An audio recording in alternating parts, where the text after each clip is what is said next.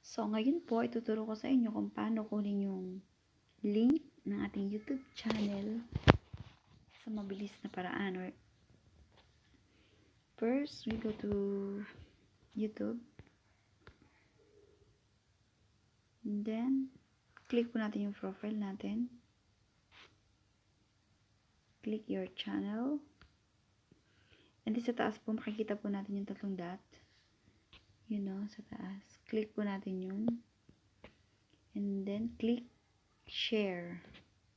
Sa click share, pag na-click nyo po yung share, makikita nyo yung coffee link. Click lang natin yung coffee link. Yun, okay na. Copied na po yung link ng ating YouTube channel.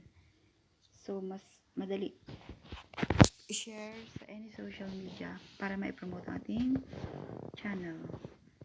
Tsaka minsan sa ibang live streaming, pag hinihingi yung mga link, madali natin silang maidadrop. Ganon din po sa ating mga videos na in-upload. Sa videos natin, may katabi yung tatlong dot sa tapat. Tatlong dot sa tapat. Click lang din po natin yon. Then, click share. May copy link po tayo makikita dun. Click lang po ulit natin. And then, copy. Copied na. Ganun lang po kasimple. Sana po nakatulong. Thank you.